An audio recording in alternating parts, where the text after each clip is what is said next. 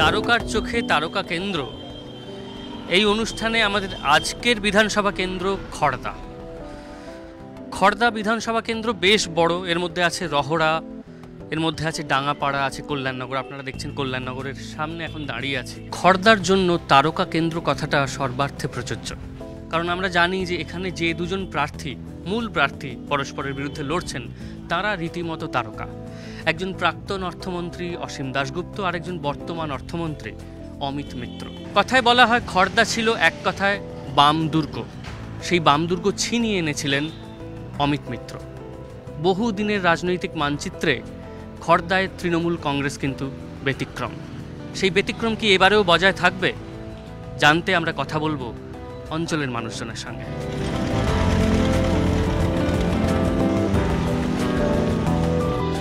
আমাদের পশ্চিমবঙ্গে এখন নারী নিরাপত্তা খুব বড় একটা বিষয়। এই অঞ্চলে আপনারা কতটা নিরাপদ, কতটা সুরক্ষিত বোধ করেন?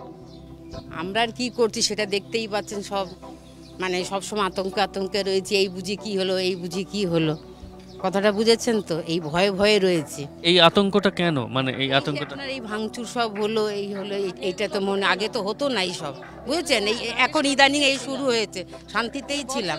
বর্তমান অভিজ্ঞতা এরা যা এখন যে সরকার, ওরা যে সরকার চলছে, যেভাবে আমাদের এই যে অঞ্চলে যেভাবে দৌরত্বমানা করছে, এই যে আমার বাড়িতে দেখুন কাজ ভেঙে দিয়ে গেছে, বিশিষ্ট লোকজনকে তা বেছে বেছে শেষে মার করছে, ভেঙে ভয় ভীতি করার জন্য। যখন তখন আমরা বিরোধী করতাম, কোনো ব্যাপার না। রাত 12টা 1টা কোনো ব্যাপারই ছিল। এখন কি সেটা হচ্ছে না? এখন সেটা হচ্ছে না। আতঙ্ক, মেয়েরা তো বেরোতে পারেই না।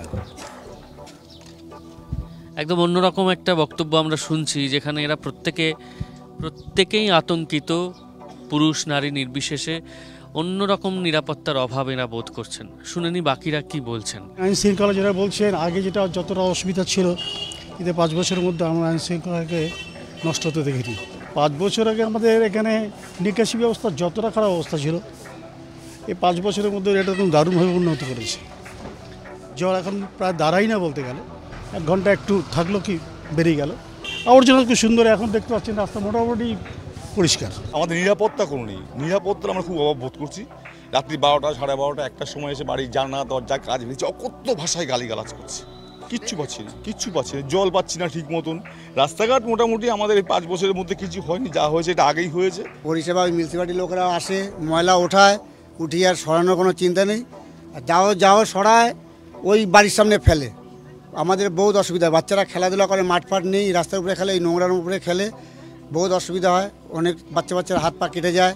হ্যাঁ, কিন্তু কাউন্সিলরও দেখা নেই, এমএলএরও দেখা নেই। এই ব্যাপারে এখানে পরিস্থিতি। আর প্রতি বছর ইলেকশনের আগে এই লোকসভা পৌরসভা একদিন আগে গন্ডগোল হয়েছে, এবার 15 দিন আগে গন্ডগোল হয়েছে। আমরা বিধায়ককে 5 বছরে একবারও দেখতে পাইনি। এই 3 দিন আগে এসেছিল, ওখানে এসে হাত নাড়িয়ে চলে গেছে গাড়িতে করে।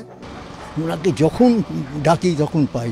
যেরকম অত্যাচার ভোটের আগে, যেরকম অত্যাচার চলছে বাড়িতে, প্রত্যেকটা বাড়িতে, ইভেন যারা তৃণমূল সিপিএম সমর্থক রয়েছে, সে গুনে গুনে সেসব বাড়িতে যেরকম অত্যাচার চলছে, আমরা ভোট দিতে পারবো নাকি, ভোট কেন্দ্র বন্ধ দিতে পারবো নাকি, সেই বিষয়ে সংশয় আছে। সবই মোটামুটি মিটে গেছে, কোনো অসুবিধা নেই। বাইক রাজ এটা একটা ভীষণভাবে বেড়ে গেছে। বাইকে করে যাচ্ছে, হঠাৎ করে মোবাইল টানছে, গলার হার থাকলে হার টানছে, বা ইত্যাদি ইত্যাদি। এই জিনিসগুলো বেড়েছে। এই জিনিসগুলো খড়দায় অন্তত আমি 28 বছরে দেখিনি। 5 বছর আগেও আমি এখানে এসেছি। অ্যাটলিস্ট আমি রাস্তাঘাটে 12টা 1টার সময় ফ্রিলি, যেগুলো আমার চোখে আর কি বেশি পড়ছে, যে আমি সুন্দর ট্যাক্সি নিয়ে এখানে ওখানে চলে যেতে পারতাম। সেই পরিস্থিতিটা 5 বছরে দিনের পর দিন খারাপের দিকে।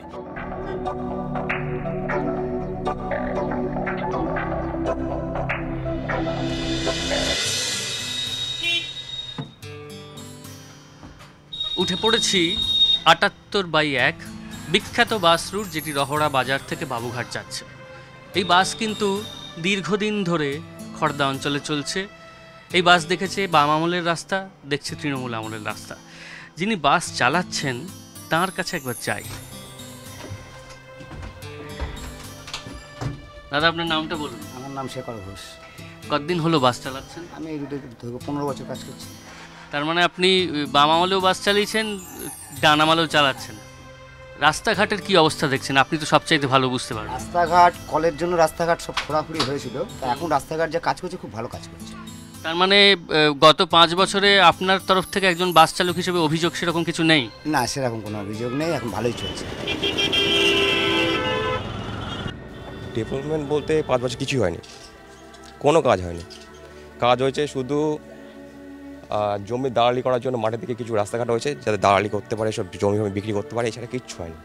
মাঠের যে জল খালের যে অবস্থা, জল ঠিকমতো বেরোয় না, জল জমে যায়, বর্ষাকালে হাঁটুর ওপর জল হয়ে যায়, মানে খুবই খারাপ। রাস্তাঘাট যা হয়েছে আগে হয়েছে, এই 5 বছর কিচ্ছু হয়নি। পানীয় জলের অবস্থা এই করেছে, কিন্তু খাওয়ার মতো উপযোগ্য না, জল কিনে খেতে হয় প্রত্যেক বাড়িতে বাড়িতে। মানুষের প্রথম দরকার জল, সেটার অবস্থা খুবই খারাপ, সবাই এখানে কিনেই খায়, আমার বাড়িতেও কিনে খেতে হচ্ছে। রিসেন্টলি আমি ডায়রিয়াতে আমি নিজে একজন অসুস্থ হয়ে পড়েছিলাম, তারপরে ট্রিটমেন্ট করে কোনো রকম আছে। গার্বেজ ক্লিয়ারের ব্যাপারটা, গার্বেজ ফেলার সঠিক জায়গায় আমরা দেখতে পাচ্ছি না। আমাদের এখানে যাকে গার্বেজ শেখানো হচ্ছে, দেখবেন আপনি বিট রুটে গেলে আপনি দেখতে পাবেন গার্বেজ কীভাবে স্ট্যাক হয়ে রয়েছে। আমাদের এখানে প্রত্যেক দিন আগে ডেলি একটা কালেক্ট হতো ভ্যানের মাধ্যমে আগে, বর্তমানে সেসব গাড়ি উঠে গেছে। ড্রেনেজের যে ময়লা আজকে এখান থেকে তুলছে, ওখান থেকে তুলছে ময়লা, যে আমরা ওখানে আমার কোণে বাড়ি শহরে, ওইখানে যে সামনের উপর ময়লাটাকে ফেলে দেওয়া হচ্ছে। অথচ আমরা ছোটো ছোটো বাচ্চা কাচ্চা নিয়ে ওখানে বাস করছি, তাদের বলা হচ্ছে তারা কোনো সময় ফেলছে, কোনো সময় অন্য জায়গায় নিয়ে চলে যাচ্ছে। জলে তো মানে অজস্র ময়লা, আয়রন বলুন, ছোটো ছোটো পোকা বলুন, বলুন, প্রচুর ময়লা আসছে। আপনি যদি দেখেন, আমরা নিজেরাও বাইরে থেকে জল কিনে খাচ্ছি, এখানে অধিকাংশ বাড়ি থেকে জল কিনে, মানে আপনারা সাধারণ নাগরিক হিসেবে কোনো দাবি বা প্রস্তাব? জলের বিষয়ে তো আমরা সবসময় দাবি রাখছি, যাতে আমরা পানিহাটির যে জল বলছে, ওরা বলছে, সরকার বলছে যে আমরা পরিশুদ্ধ জল দিয়ে চলছি, সেই জল যাতে আমরা মানে সঠিকভাবে পেতে পারি, আমরা খেতে পারি, সেটা তো আমরা পাচ্ছি না কোনো রকমই। আমাদের এখানে যে সমস্ত জলের কাজ চলছে আর, এবং ইট ইজ এক্সপেক্টেড যে মে জুন নাগাদ এটা কমপ্লিট হয়ে যাবে। ট্রিটেড ওয়াটার, গঙ্গা থেকে জল তুলে নিয়ে ট্রিটমেন্ট করে তারপরে সমস্ত বাড়ি বাড়ি ডিস্ট্রিবিউশন। ট্রেনে পরিষ্কার ঠিক মতন হয়ও না, আর ময়লা ফেলার ঝামেলা। আমাদের এখানে কোনো ময়লা ফেলার কোনো জায়গা নেই, আপনি প্রত্যেকটা বাড়ির সামনে মানে দেখুন ময়লার ভর্তি, কিন্তু ময়লা ফেলার কোনো জায়গা নেই। আর জলের সমস্যা আছে, পানীয় জল আছে, মিউনিসিপ্যালিটির জল পাচ্ছি আমরা ঠিক মতন, সেটা কোনো অসুবিধা নেই। আলো জল দেখুন 5 বছর আগেও যা ছিল এখনও তাই আছে, যে বিশেষ কোনো উন্নতি সেটা কিছু হয়নি, যা ছিল তাই আছে। 5 বছর তো যেভাবে চলছে, এর মধ্যে একবারও আমরা বিধানসভার যিনি সদস্য হয়েছিলেন তাকে আমরা একবারও দেখিনি। গত 4 কি 5 তারিখে এখানে এসেছিল উনি প্রচারে। বাংলার সেই বিখ্যাত উপন্যাস বিটি রোডের ধারে মনে পড়ে যাচ্ছে, কারণ আমরা এই মুহূর্তে ঠিক বিটি রোডের ধারেই দাঁড়িয়ে আছি, আর আমার পিছনেই একটি কারখানা। খড়দা কিন্তু শিল্পাঞ্চল হিসেবে বেশ নামী। শিল্পাঞ্চল কতটা চালু রয়েছে এখনও, যদিও দেখতে পাচ্ছি রাস্তার ধারে বেশ কিছু কারখানা এখনও চালু অবস্থায় রয়েছে, কিন্তু বেকারত্ব সমস্যার সমাধান কি হয়ে উঠতে পেরেছে সেই কারখানাগুলো, সেটা অবশ্য এখানে দাঁড়িয়ে বোঝা যাবে না, কথা বলতে হবে আঞ্চলিক মানুষজনের সঙ্গে। ইন্ডাস্ট্রি এরিয়া বলতে আমাদের এদিকে ব্যারাকপুর শিল্পাঞ্চল বলুন, এদিকে সোদপুর বলুন, পানিহাটি বলুন, এখানে আগে প্রচুর মানুষের কাজ করতো, যে মানুষগুলো আজকে বেকার হয়ে গেছে। প্রত্যেকটা ঘরে ঘরে বেকার ছেলে রয়েছে, পড়াশোনা করে কি করবে বুঝে উঠতে পারছে না।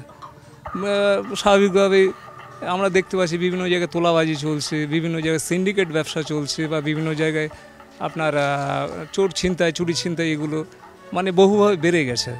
আমরা সেভাবে কোনো ডেভেলপ দেখছি না, যে একটা নতুন করে একটা শিল্পাঞ্চল তৈরি করা বা নতুন করে কলকারখানা যেগুলো বন্ধ হয়ে গেছে সেগুলো খোলার কোনো প্ল্যানই নেই। শিল্প বলে কিছু নেই, একটাই কাজ যে তুমি যাকে পারো লুটে পুটে খাও, এরকম ব্যাপার, যে লুটে পুটে খাও, যে যেরকম পারছো সেভাবে খেয়ে যাও, কার কোনো অসুবিধা নেই। আর তুমি যদি অন্যায় করে থাকো তাহলে একটা ঝান্ডা ধরে নাও, তোমাকে পার্টির লোক বাঁচিয়ে দেবে, কিন্তু একটা সাধারণ মানুষের কোনো নিরাপত্তাই নেই। খড়দা তো একটা বড় শিল্পাঞ্চল, সেখানে আঞ্চলিক স্থানীয় এলাকার মানুষজনের কর্মসংস্থান কীরকম? কর্মসংস্থান বলতে গেলে আশেপাশে সরকারি জায়গাগুলোতে, সরকারি ক্ষেত্রগুলোতে রিক্রুটমেন্ট সেরকম বন্ধই বলতে গেলে, তো আশেপাশে ইন্ডাস্ট্রিয়াল বেল্ট আছে, কিন্তু সেখানেও দিনের পর দিন একদম সমস্ত শিল্প কলকারখানাগুলো বন্ধ হয়ে যাচ্ছে। এটা একদম বাস্তব কথা। আপনি যদি বিটি রোডের ধার দিয়ে বা গঙ্গার ধার দিয়ে আপনি দেখেন, সমস্ত জায়গাগুলোতে এখন কলকারখানাগুলো প্রায় বন্ধ, মানে রিক্রুটমেন্ট পুরো স্তব্ধ।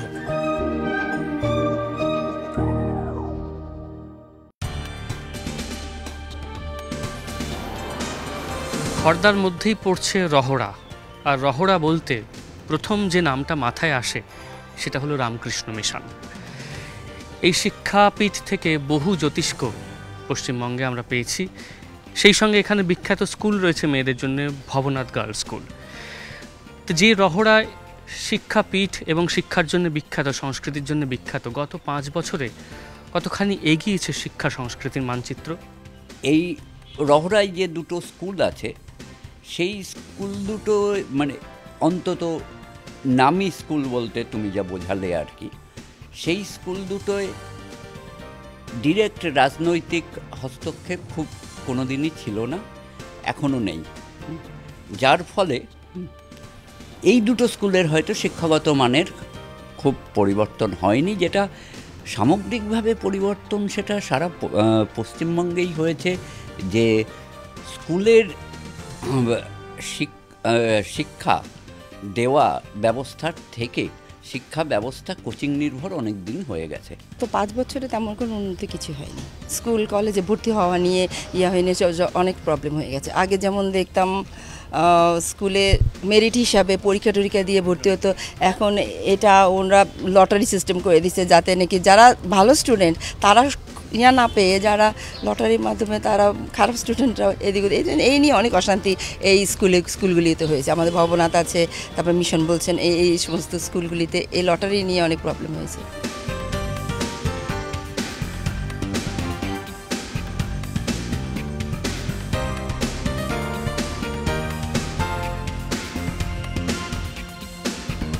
খড়দা মানে কিন্তু কেবল শহর নয়।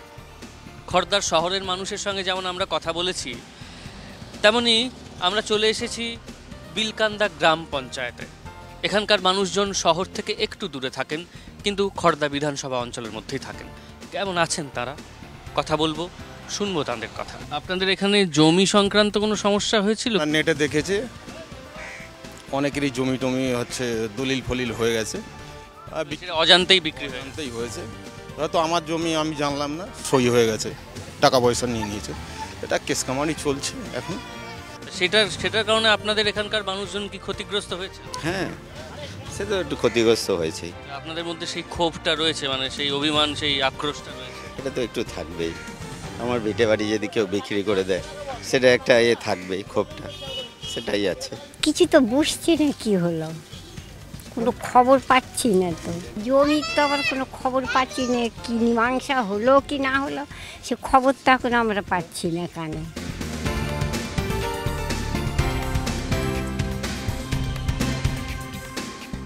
উন্নয়ন কি হয়েছে 5 বছরে? আমাদের 5 বছরের উন্নয়নে ড্রেন হয়েছে, খানিকটা ওই ঢালাই রাস্তা হয়েছে, হাফ হয়েছে, আর বাকি আছে ওগুলো। এই যে কলগুলো হয়েছে, বাড়ি বাড়িতে বলেছিল কল দেবে, একটা করে লাইন দেবে, বাড়িতে বাড়ি জল পাচ্ছে, কোনোদিন জল থাকছে, কোনোদিন থাকছে না, ইচ্ছা মতন ছাড়ছে জল, কোনোদিন থাকছে, কোনোদিন থাকছে না। চাপ কলগুলো তো খারাপ হয়ে পড়ে আছে, এখানে একটা ওখানে একটা পড়ে আছে, এগুলো তো হচ্ছে না। আমাদের সবথেকে বড় সমস্যা যেটা এখন সেই জলটা একটু যদি ভালো হয় সেটাই। খড়দার জন্য একটা গঙ্গা থেকে জল তুলে, পানিহাটি থেকে জল তুলে একেবারে মিষ্টি জলের প্রকল্প ওই JNNURM প্রকল্পের অধীনে নিয়ে আমরা কাজটা শুরু করি। 2012-র মধ্যে এটা শেষ হওয়ার কথা ছিল, তা আমরা তো চলে গেলাম 2011-এ। এই কাজটি কিন্তু এখনও শেষ হয়নি।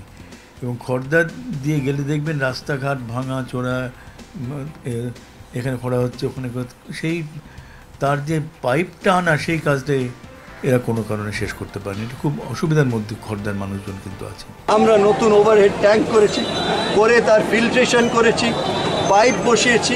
অ্যাসবেস্টরের পাইপ ছিল, সেইটাকে রিপ্লেস করে আমরা পলিএথেরিনের পাইপ এনেছি, যা আগে কোনোদিন ছিল না। পাম্প হাউস তৈরি করেছি। আজকে গ্রামের 70% গ্রামের এলাকায় আজকে তারা জল পাচ্ছে, 30% বাকি আছে, যেখানে প্রেশার কমে যায়, তার জন্য আমাদের পরিকল্পনা তৈরি।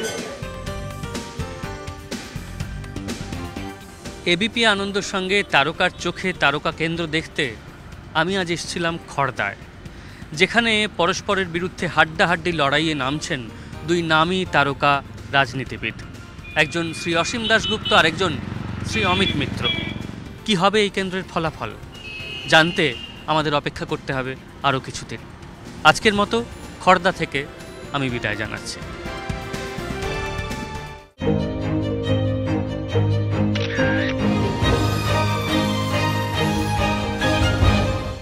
নিবেদন করছে অরিশ হেয়ার প্লাস প্রিমিয়াম, মজবুত চুল তাই মজবুত confidence. Dolphin school of hotel management course থেকে শুরু করে বিদেশে চাকরির সেরা ঠিকানা।